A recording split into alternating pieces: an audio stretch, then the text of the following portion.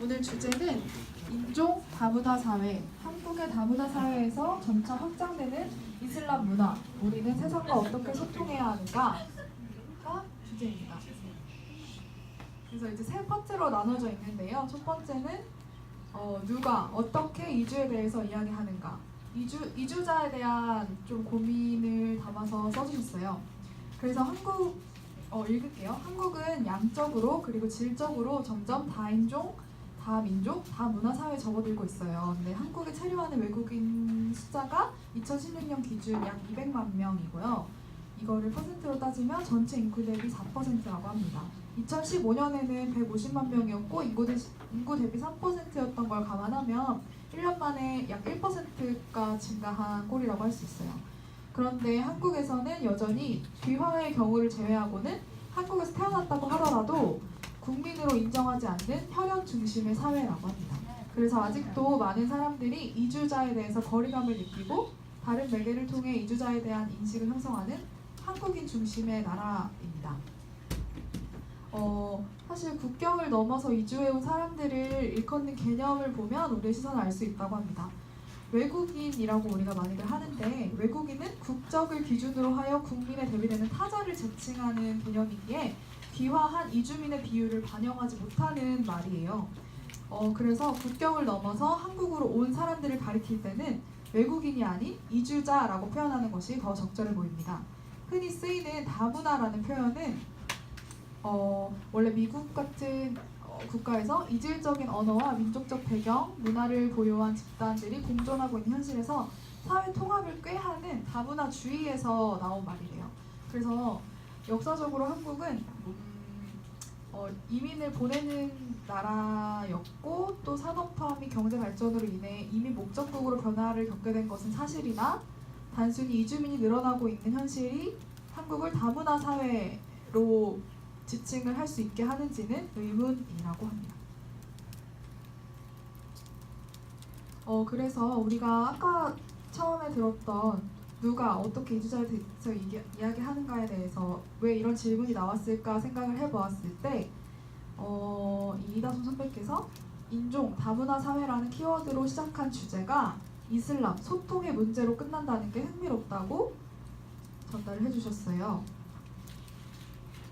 앞에서 다문화에 대해서 설명을 드렸고, 간단하게 인종주의가 어떻게 이 주제와 교차되는지를 말하자면, 똑같은 이주자라도 선진국에서 왔다고 여겨지는 미국, 유럽 등 서구 출신 이주자에 대해서는 호의적인 또는 동경의 반응을 보이지만, 상대적으로 우리보다 후진국에서 왔다고 여겨지는 아시아 및 아프리카 출신의 배경을 가진 이주자에 대해서는 무시하고 차별하거나 불쌍히 여기는 정서가 지배적이라는 점을 예로 들 수 있습니다.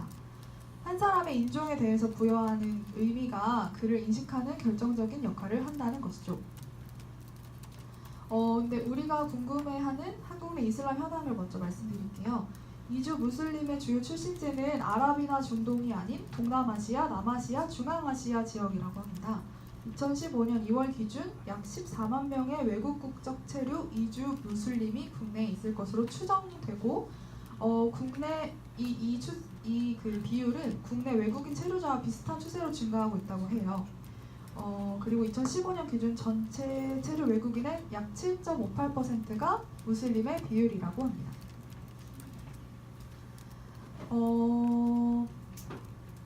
한국은 분명히 다민족 사회로 접어들고 있는데, 한국 사람들이 단일한 문화를 공유하고 있다는 기반 및 제한된 타문화, 타인종에 대한 상상력은 이주자들을 바라보는 우리의 시선 자체를 왜곡하는 경우가 많으며, 이는 이웃 사람을 가르치신 예수님을 따르는 우리가 넘어야 할 장애물임이 틀림없습니다. 무슬림의 숫자는 늘어나고 있기는 하나 전체 외국인 증가 비율과 비교했을 때 예외적인 현상은 딱히 아니라고 합니다. 그런데 우리는 왜 이슬람, 그것도 한국 사회에서 확장되는 이슬람에 대해 경계하는 것이 특히 익숙할까요? 먼저 두 가지 원인이 있다고 하는데요. 먼저는 흔히들 알고 계시는 이슬람 극단주의 세력의 등장 및 세계 곳곳에서 일어나는 테러에 대한 두려움과 관련이 있습니다. 세계가 험악해질수록 국가는 이민 정책을 통해 영토 안으로 들어오는 사람들을 통제하는데요. 한국에서도 테러에 대한 공포로 인해 개인의 사생활 침해 우려가 있는 테러 방지법이 여러분 기억하시겠지만 2016년 비상상태 선포하에 직권 상정되었습니다. 작년 1월에는 익산 식품 클러스터 내에 한랄 식품단지 설립 문제 및 한랄 식품산업 추진 계획이 시민들의 반발로 무산된 바가 있는데요. 이를 둘러싸고 근거 없는 주장과 성숙하지 못한 대응이 논란이 되기도 했어요. 그러나 전지구화가 진행되면서 사람들이 자신이 살던 곳을 떠나 다른 곳으로 이동하는 것을 개별 국가가 통제하기는 매우 어려운 상황입니다. 그리고 두 번째 이슬람을 경계하는 원인은 왜곡된 정보라고 해요. 우리는 기본적으로 이주자, 특히 무슬림 그룹에 대한 이해의 폭이 넓지 않기에 이미 누군가의 시선을 통해 전달된 이주자에 대한 이미지를 접하게 되는데요. 이때 왜곡된 정보를 접하기도 합니다.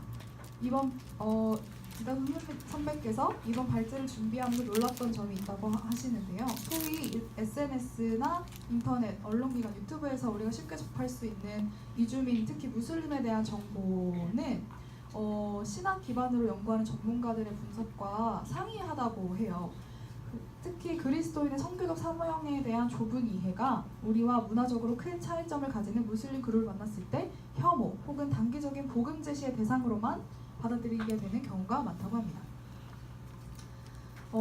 이러한 상황 가운데서 한국 기독교와 그리고 이에 속해 있는 내가 이주민, 특히 무슬림에 대한 어느 정도의 이해를 가지고 있는지, 그에는 어떤 이유가 있는지 한번 이야기해 볼 가치가 있다고 합니다.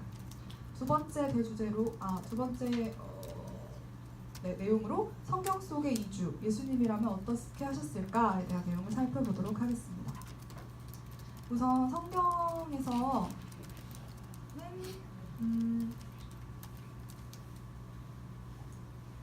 자신이 살던 곳을 떠나서 다른 나라로 갔던 사람들의 이야기가 많이 나와요.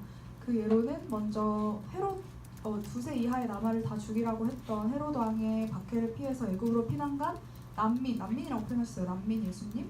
그리고 이스라엘 민족의 노예 생활을 떠나서 오랜 광야 생활. 그리고 아브라함, 나오미의 고향에서 봉양했던 룻까지. 이렇게 타 문화에서 살아가는 이야기들이 성경에서 많이 나옵니다. 그래서 이 성경을 통해서 우리는 이주를 경험했던 사람들뿐 아니라 다른 인종과 문화적 배경을 가진 사람들을 우리가 어떻게 대할 것인지에 대한 가르침을 엿볼 수 있습니다.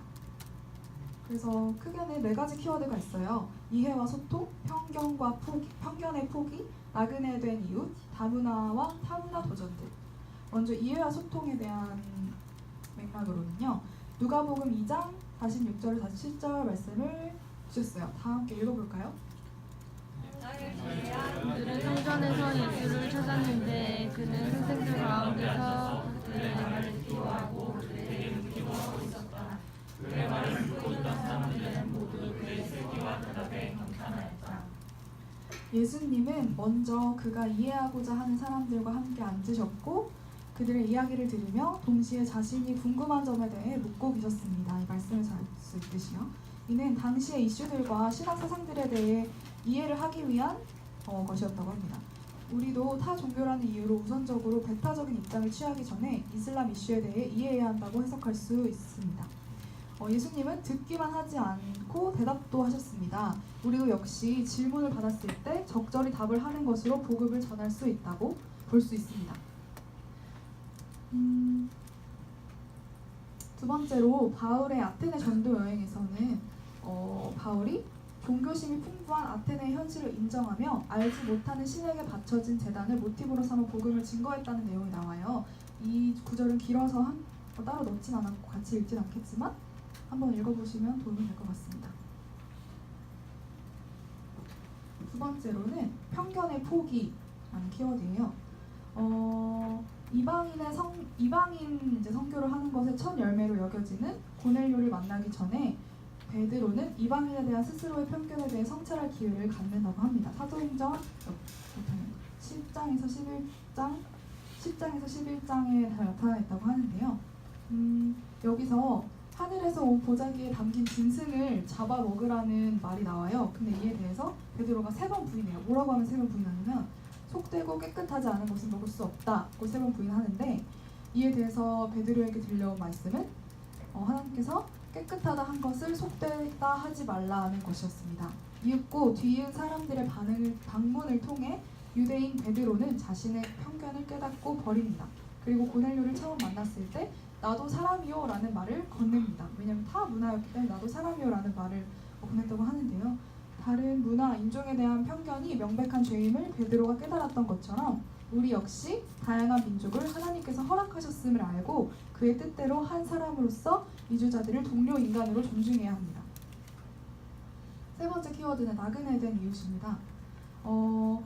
성경에서는 이웃을 사랑하라는 말보다 너희 나그네를 사랑하라는 명령이 더 자주 등장한다고 해요. 이 말은 신명기에도 나타나 있는데요. 신명기 10장 18절에 나그네를 사랑하사 그에게 식물과 의복을 주시기 기뻐하신다 라고 나타나 있다고 합니다. 우리가 사랑해야 할 이웃의 중요한 부분은 그들의 나그네됨에 있다고 볼 수 있습니다. 세상의 정부나 권력은 이주자들이 한국 사회에 오게 되면서 미치는 손익을 따지지만 적어도 성경은 그들이 나그네 되었기에 사랑하고 섬겨야 한다고 가르치고 있습니다. 이방 여인 루세게에 최대한 친절을 베풀었던 보아스의 자세는 우리가 본받아 볼만합니다. 네 번째 키워드는 다문화와 타문화 도전들이라는 키워드예요. 예수님이 사마리아 여인을 만나서 대화한 것은 이미 당대 여러 이슈들을 고려했을 때 엄청나게 획기적인 사건이었습니다. 즉 여성과 남성, 적대적인 유대 민족과 사마리아 민족, 5번 결혼한 여인 등의 문제로 이 만남이 유대인과 사마리아 사람들 사이에서 많은 오해를 받을 위험한 사건이었습니다. 위험함이 있었습니다. 그러나 예수님께서는 이러한 종교적, 사회적, 문화적 벽을 넘기 위해 기적이 아닌 담담한 대화를 선택하셨습니다. 사마리아 여인을 하나님 나라로 인도하는 과정 속에서 있는 다른 문화의 존재를 예수님은 인식하셨기는 했지만 동시에 극복하셨기도 한 것입니다. 크리스천으로 무슬림과 소통할 때 이러한 문화적 장애에 대해 암과 동시에 지혜롭게 때로는 담대하게 뛰어넘는 자세가 필요합니다. 마지막으로 우리의 과제는 무엇이 있을지 살펴보도록 하겠습니다. 한국에 온 이주자들을 이웃으로 대한다는 것은 무엇을 의미할까요? 한국교회는 개인적인 구원을 위한 전도뿐 아니라 사회선교라는 이름으로 빈곤과 사회적으로 소외된 계층을 다양한 모습으로 섬기고 있습니다.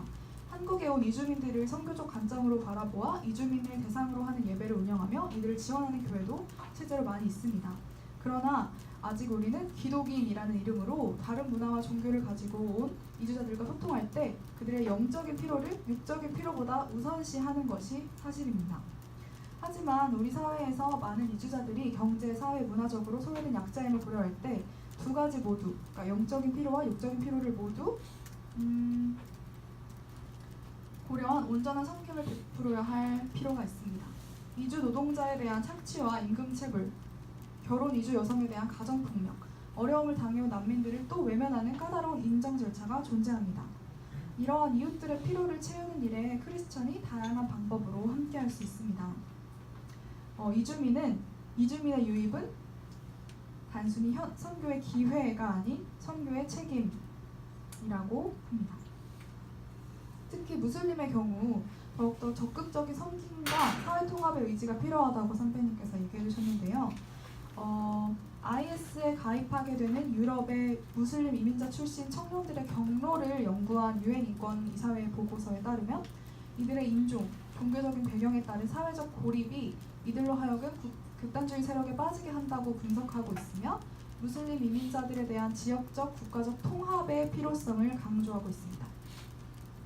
한국 정부의 이주 정책은 외국인에 대한 효율적인 통제를 목적으로 하는 동시에 이를 통합하려는 정책을 펴게 됩니다.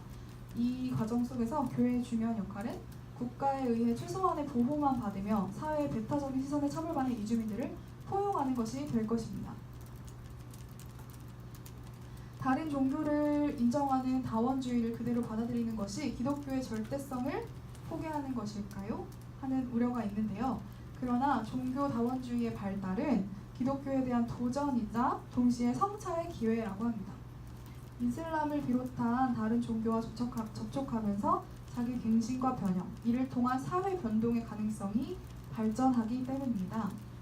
남에게 대접받기를 원하는 대로 실천하라는 황금률의 법칙을 준수하면서 자기 비움과 하나님의 영광을 목표로 삼을 때에 다원주의 속에 사는 그리스도인들은 더욱 성숙할 수 있습니다. 특히 그리스도인들 중에서도 한국 사회에 임할 하나님 나라의 모습을 꿈꾸는 리더십 학교 공동체에게 다른 문화와 종교를 가진 사람들을 존중하며 진실하게 복음에 대한 책임을 지는 것은 더욱더 중요합니다. 전체 인구의 4%를 차지하고 있는 이주민들을 통합하고 포용하지 못하는 사회에서 지도자 개인을 신격화하는 체제에서 일생도록 살아온 북한 사람들과의 통일을 이룰 수 있을까요? 이주민들과 함께 잘 살 수 있는 사회가 바로 통일을 이루기 좋은 사회라고 생각합니다. 마지막으로 두 말씀을 제시해 주시면서 마무리하셨는데요. 두 말씀 같이 한번 읽어볼까요? 시작!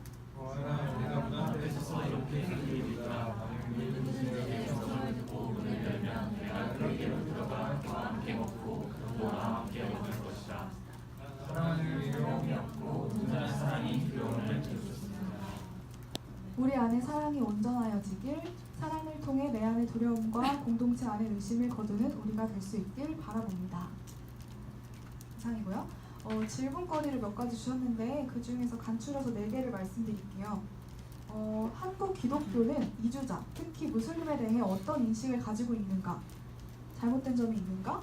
있다면 무슨 이유에서일까? 좀 더 자세하게 들어가자면 누가 그런 이해를 주도적으로 만들어가고 있는가? 나는 어떤 이해를 가지고 있는가? 생각해 보셨으면 좋겠고요. 다음으로 교회는 모든 이주민들을 포용할 수 있는가? 어느 정도까지 그렇게 해야 하는가? 이주민을 섬기면서 통일을 준비한다는 것은 무엇을 의미하는가? 구체적으로 어떤 실천이 필요한가? 사도 바울이 아테네에서 복음을 전했던 것처럼 내가 지혜를 발휘해 나와 다른 문화를 가진 사람들과 소통한 경험이 있다면 나눠주시고 비슷한 실천을 하기 위해 어떠한 노력을 할 수 있는지 한번 속으로 토론해서 나눠주셨으면 좋겠습니다. 즐거운 토론 되시길 바랍니다. 반면에 그럼에도 불구하고 우리는 계속 그렇게 말을 해야 된다. 정치적으로나 내적인 자성도 함께 정치적으로나 밖으로 외부로도 이슬람에 대해서는 들어오면 안 된다. 이런 타협을 해서는 안 된다. 이런 식으로 계속 표현을 하고 이슬람에 대해 제한을 가해야 된다. 이런 입장이 있었고 뭐 정부적으로도 그런 제한들이 필요하다.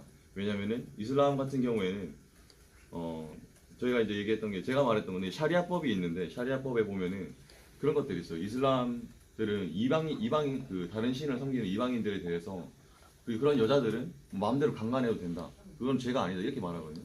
그리고 선교를 위해서 뭐 거짓말을 해도 된다. 이 사람들의 기본적인 선교 전략이 다른 나라에 들어가서 한 5만 명 정도 기준이 되는 것 같은데 그 정도로 세력을 형성한 다음에 그 다음부터는 뭐 폭력적으로 어떤 총칼이랑 무기를 가지고 폭력적으로 선교를 해야 된다. 이런 입장이거든요. 샤리아법에 나와 있고 그게 정확하게 나와 있어요. 그 조항들에. 그런 입장에서 봤을 때 이슬람은 처음에는 막 좋아 보이지만 나중에 되면은 그 국가에서 사례가 보이죠. 영국도 그랬고 미국도 그렇고 유럽이 사례가 보여주듯이 분명히 해를 끼칠 수밖에 없다. 그래서 그 미래를 생각했을 때 미리 애초부터 제한을 가야 된다. 이런 게 저의 입장이었고 그런 입장에서 이제 종결이 났습니다. 물론 결론은 안 났어요. 어떻게 해야 될지. 근데 방법론에 있어서 좀 융화적으로 해야 된다. 아니면 저처럼 세게 나가야 된다. 아예 애초에 뿌리를 잘라내야 된다. 뭐 이런 입장이 있었습니다. 그 두 가지에서 이제 또 앞으로 또 논의가 이어질 것 같습니다. 네. 네, 감사합니다. 우리 대표 토론자들 얘기 다 듣고 그 다음에 이제 플로어에서 얘기하도록 하겠습니다. 진아. 네, 저희도 많은 얘기를 나눴는데요. 일단 먼저 병원 오빠가 회사에서 직접 만난 그런 사우디아라비아인에 대한 경험 얘기해 줬는데 이분들은 되게 신실하고 이제 하루 3번 기도를 꼭 어떤 방향으로 드리고 이제 금요일마다 이태원에 가서 예배를 드렸는데 병원 오빠가 항상 데려다 줬고요.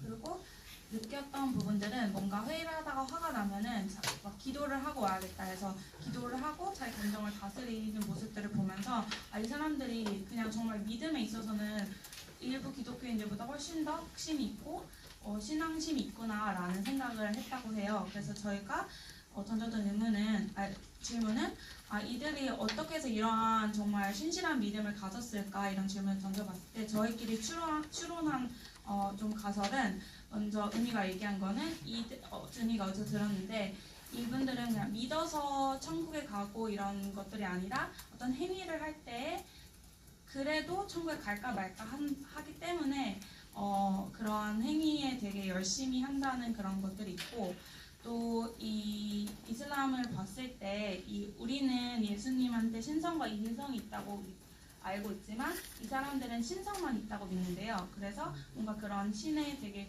절대적이고 뭔가 무서운 그런 성품이 더 드러나기 때문에 그런 것도 있는 것 같고, 또 한 가지 가설인지 모르겠지만 제가 어디서 들었는데 이 이슬람은 천국에 갈 수 있는 유일한 방법이 테러라고 한대요. 그래서 이슬람에서 테러가 많이 일어나기도 하고 이런 여러 가지 이유들 때문에 이슬람 신도들이 더 열심히 믿는 게 아닐까라는 그런 저희가 토론을 해봤고요.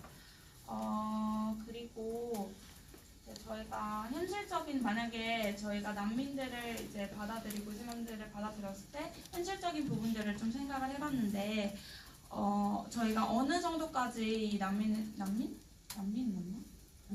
이슬람을 받아들일 수 있느냐 봤을 때 유럽 국가들이 이제 난민을 받아들였을 때 그 국가들에 되게 많은 범죄가 일어났잖아요. 그래서 그런 것들을 보면서 우리가 뭐 갑작스럽게 다 받기보다는 뭐 하나의 교육 시스템을 막 구축한 후에 교육을 해서 받아들이는 게 맞지 않는가 이런 의견도 나왔고요. 또 이 글에서도 나왔지만 한국인들이 좀 이슬람에 대해 안 좋은 인식을 가지고 있는 이유가 그것들을 언론들이 만들어 갖고 있기 때문이 아닐까 이런 얘기도 있었고, 또 마지막으로 IS에 빠지는 사람들이, 이슬람 중에서도 IS에 빠지는 사람들이 모두가 아니라 약간 청년들 중에서 인터넷상을 통해서 좀 퍼지고 커뮤니티를 통해서 극단적인 그런 것들이 퍼지게 되는데, 그때 이 사람들이 뭔가 기준이 제대로 세워질 수 없는 그늘에 있는 사람들이 많고 그런 분위기가 있기 때문에 그런 근본적인 원인을 파헤친 후에 저희가 이 이슬람과 IS에 대해 이해하는 게 필요하지 않나 이런 여러 가지 의견들을 이야기했습니다.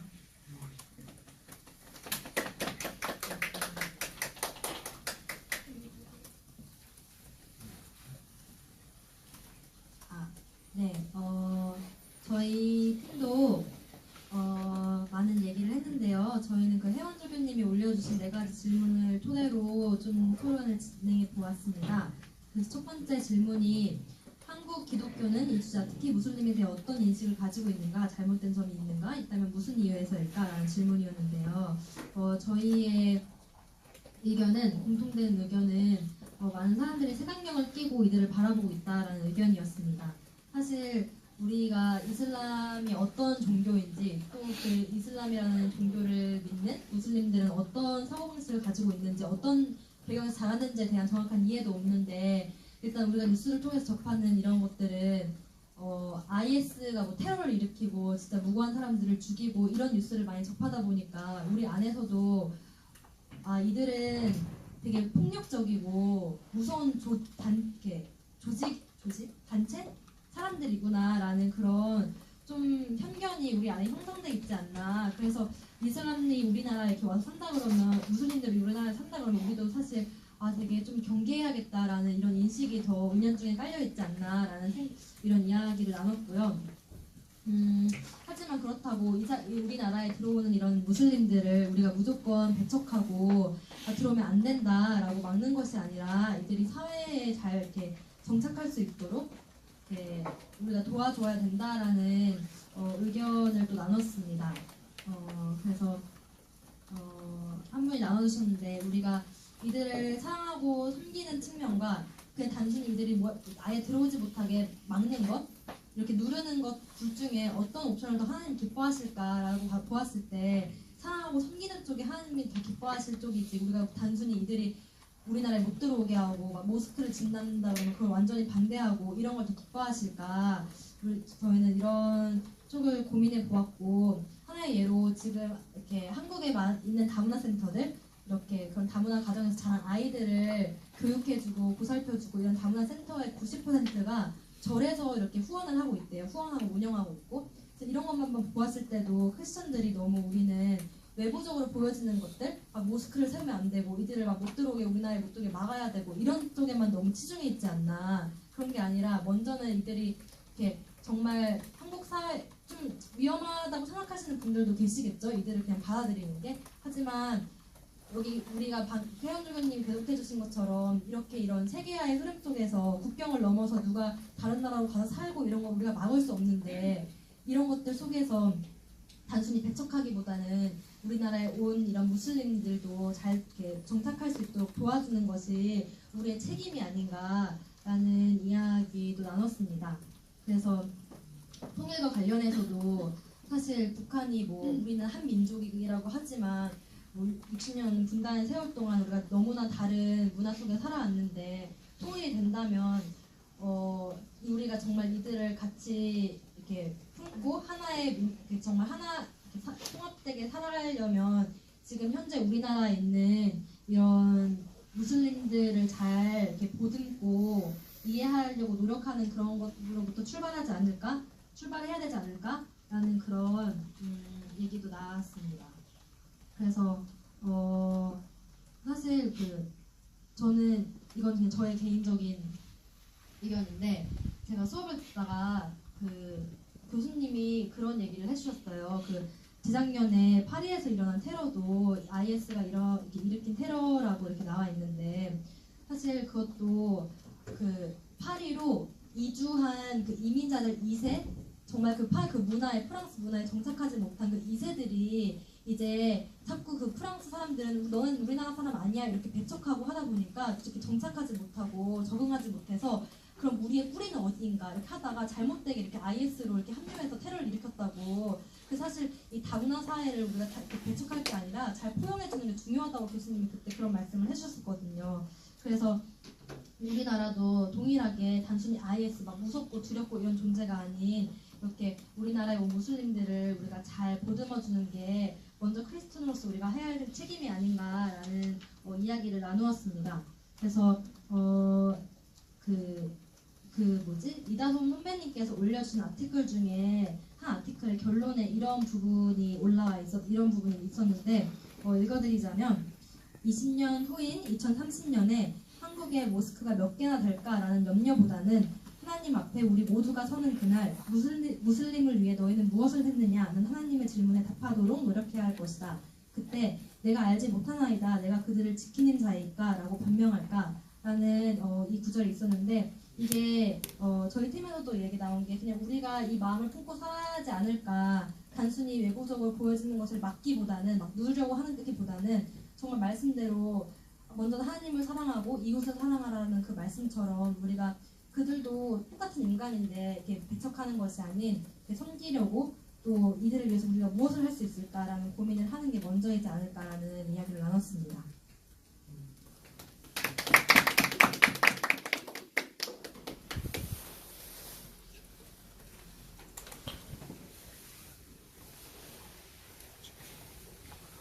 저희 조는 먼저 이것은 이래야 한다, 저것은 저래야 한다에 대해서 우리가 얼만큼 그들의 문화를 이해하고 있을까에서 처음에 얘기를 나눴는데요. 그런 말이 있잖아요. 이 사람을 어디서 봤지? 이 사람을 제대로 알기 전까지 나는 이 사람에 대해 비판하지 않겠다라는 뭐죠? 어디서 봤죠? 앤디스탠리가 말했다고 합니다. 네, 우리 읽었던 책인데 그 말처럼 이건 이래야 돼, 저건 저래야 돼에 대해서 우리는 그럼 그 전에 얼만큼 내가 비난하거나 비판하는 상대에 대해서 내가 얼만큼 이해를 하고 알면서 그 말을 하고 있는지 다시 한번 생각해보는 시간을 가졌고요. 이슬람이라고 하면, 무슬림이라고 하면 특별히 조금 더 너무 좀 공포가 느껴지고 좀 너무 다른 것 같고 이런 게 왜 특별히 이슬람에 대해서 들까 생각을 해봤는데 우리가 이슬람에 대한 일단 잘 모르고 너무 생소한 것 그리고 요즘 더 높아지는 테러에 대한 공포 이런 걸로 한 개인을 보는 것이 아니라 하나의 집단으로 해서 집단화를 하고 있는 건 아닌가 생각이 들었어요. 여기서 주제가 저희는 좀 더 확장이 됐는데 그렇다면 개개인은 존중하지만 그 포용과 이해가 먼저 선행돼야 되는 것은 맞지만 언제까지 포용만 할 것인가 좀 극단적인 모양이긴 하지만 IS의 경우 그리고 부르카 착용 등 여성 인권에 대한 탄압으로 보여지는 그 집단이 내보이는 폭력성에 대해서 물론 부르카 역시 하고 싶어서 하는 사람이 있고 폭력적이라고 느끼는 사람이 개개인마다 다르겠지만 그 개인들이 모인 집단이 갖는 배타성과 폭력성에 대해서 어떻게 대응할 것인가 했을 때 일단 예로 들었지만 부르카 착용하는 것에 대한 우리의 생각이 이건 폭력적이다라고 하는 것이 우리의 편견일 수 있고요. 여기에 대해서 그래서 각자 역할이 달라야 된다고 생각한다는 의견이 나왔는데요. 일단 집단이 내비치는 폭력성, 테러와 같은 그런 경우죠. 그런 폭력성과 개개인에 대한 이해가 함께 가야 된다고 얘기가 되었고요.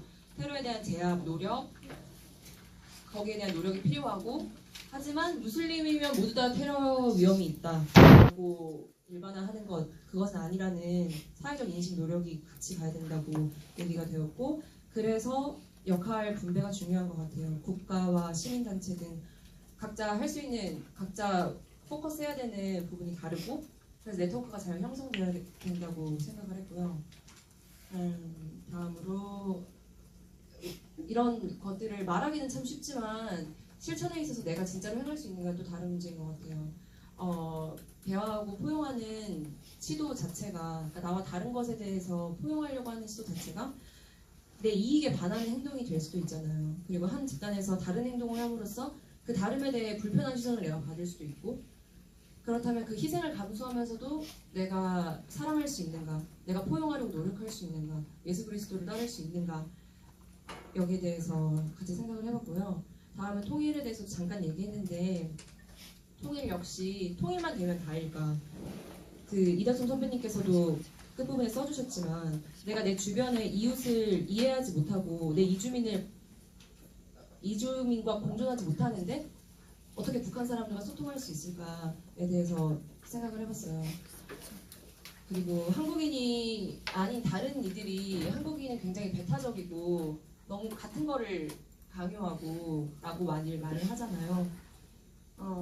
무조건 나와 다른 것에 대해서 배타적이고 바꾸려고 하는 태도가 나도 모르게 사회화되어서 된 것 같아요.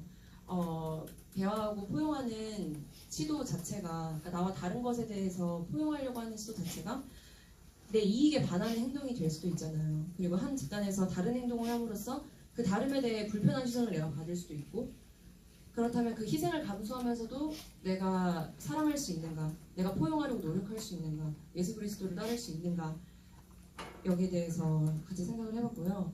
다음은 통일에 대해서 잠깐 얘기했는데 통일 역시 통일만 되면 다일까 그 이다솜 선배님께서도 끝부분에 써주셨지만 내가 내 주변의 이웃을 이해하지 못하고 내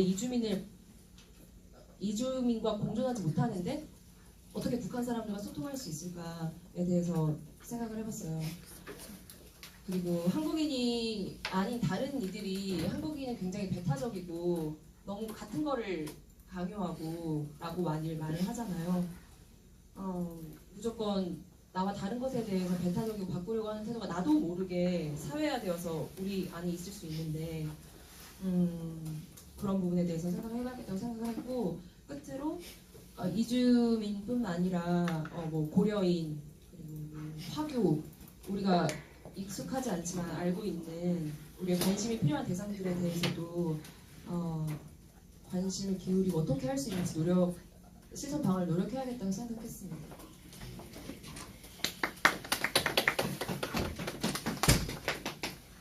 네, 저희는 제가 토론자였는데 잘 못 이끌어서 우선 결론이 편견을 갖지 말고 넓은 마음으로 수용하라 라는 것 같아서 그거는 그냥 기조로 그러면 어떻게 무슬림을 이슬람을 믿는 사람들을 어떻게 받아들일 것이냐에 대해서 더 초점을 맞춰서 얘기했던 것 같아요. 그래서 저희 파키스탄 출생이신 분이 남기고 간 말이 내가 하나님 나라에 대해서 확실히 알고 그것에 대해서 제대로 설명할 수 있으면 그 상대가 어떠한 믿음을 갖고 있거나 어떠한 사람이든 상관이 없지 않겠냐. 내 믿음을 확실히 알고 그걸 전할 수 있는 게 더 중요하지 않겠는가 라고 말을 하고 떠났고요. 네, 저희가 그거를 바탕으로 저희가 조금 현실적이잖아요. 그래서 계속 현실적인 질문을 저희 토론원들한테 던져서 되게 힘들어했어요. 그래서 첫 번째로는 이제 기독교 대학들 안에 무슬림들을 위한 기도실을 설립해야 되는가 안 해야 되는가 문제부터 시작해서 그러면 이건 기독교 대학이니까 그래 넘어가. 그러면 정책적으로는 무슬림들을 위한 정책적인 것들을 지금 실행을 해야 돼 말아야 돼 이런 가운데서 기독교인 우리는 어떻게 해야 되는가에 대한 토의가 있었던 것 같아요. 그래서 결론이 뭐였는지는 잘 기억은 안 나지만 네, 왜냐면 결론이 없죠, 여러분? 아시죠? 네, 그래서 각자 그거에 대해서 그냥 생각을 해봤으면, 왜냐면 제가 일했던 곳에서 실제로 일어났던 일이고 계속 그 총장님들이나 그런 회의 안건으로 올라갔던 거거든요. 그 대학에 기독교시를 만들 것인지 안 만들 것인지인데 그 하나로 인해서 이제 퍼져가는 영향력 때문에 걱정하셔서 반대하시는 분이 있고, 교회 다니는데 어떻게 이거를 배척을 할 수가 있느냐라는 분이 한 분이 있고, 이 모습이 저희 모습이 아닌가 생각이 들어서 교회 안에서 우리 이 정도까지는 수용해야 되고 이 정도까지는 안 해야 돼, 이 정도까지가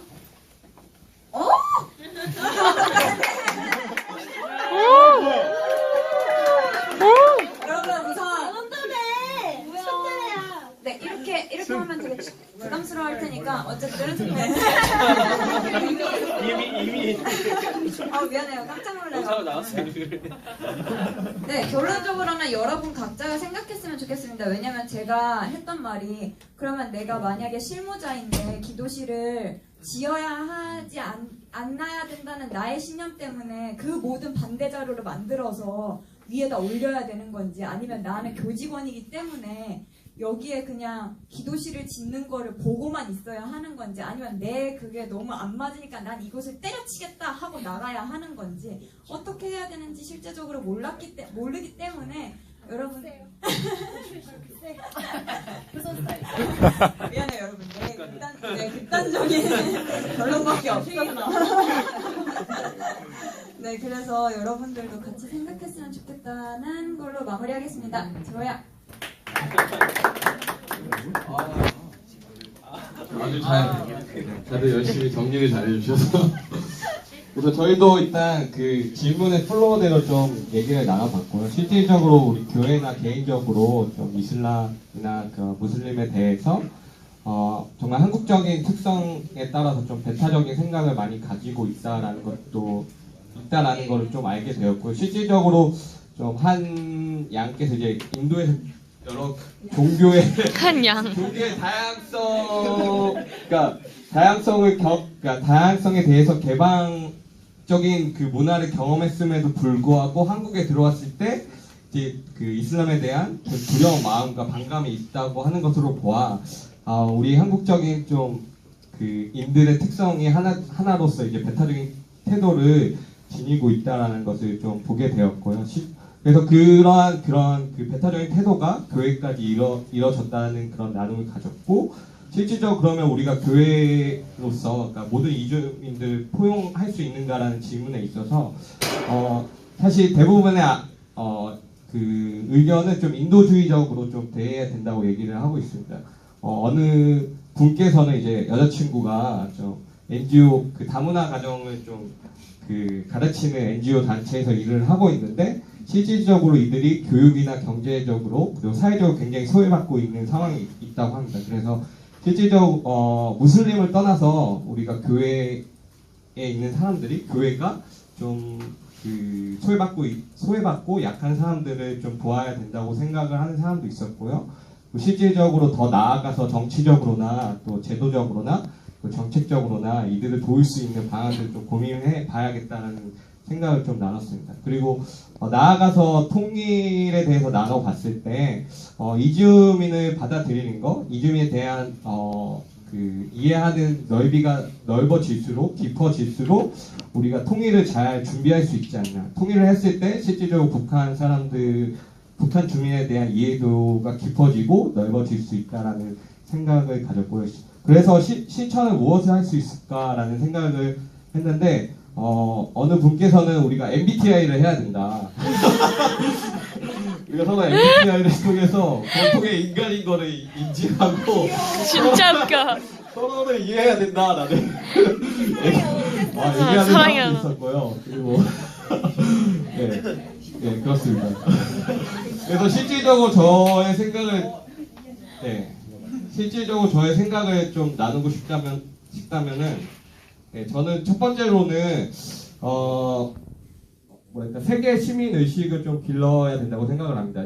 세계 시민이라고 했을 때 어떠한 정의로 내리냐면은 이게 지리적으로나 정치적으로서 경계를 벗어나서 뭐랄까 초월한 인간다움이라는 가치 아래서 그 전 세계를 공동체로서 바라보는 이 시민 의식이 바로 세계 시민 의식인데요.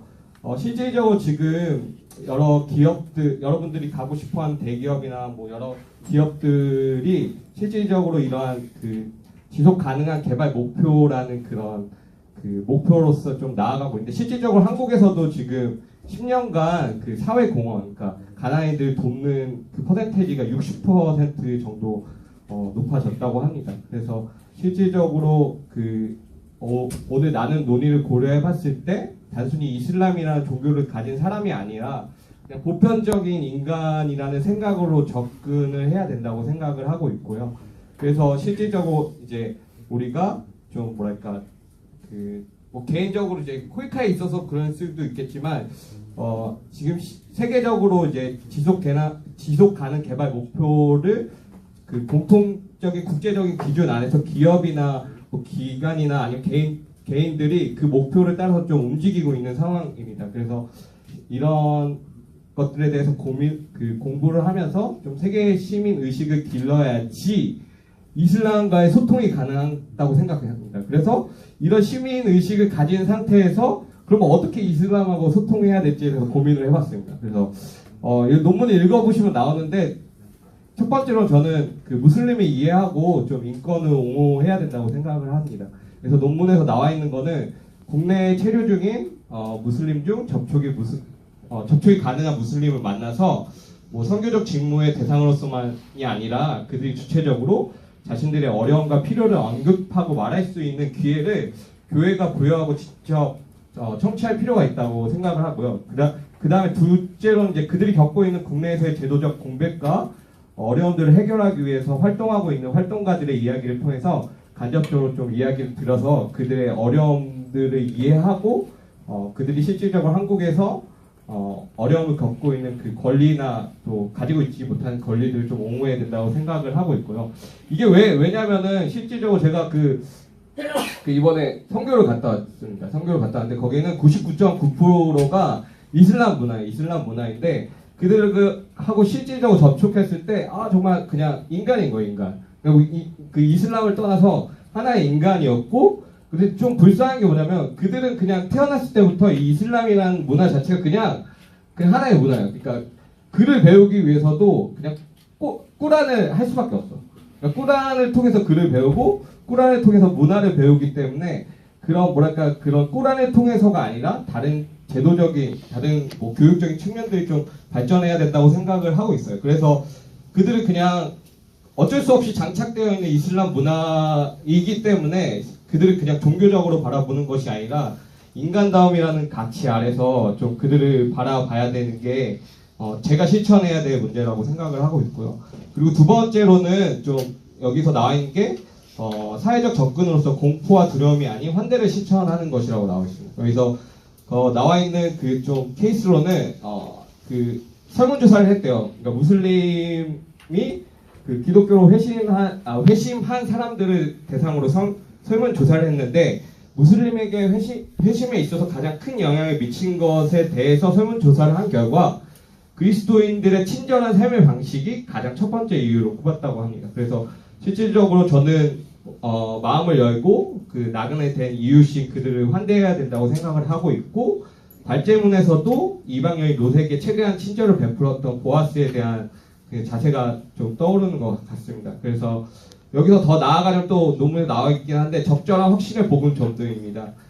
적절한 확실이란 복음과 진리를 내가 소유한 것이 아니라 그리스도의 빛으로 인도되는 진리의 길에 내가 은혜로 들어섰음을 고백할 때 발생하는 것이라고 말하고 있고요.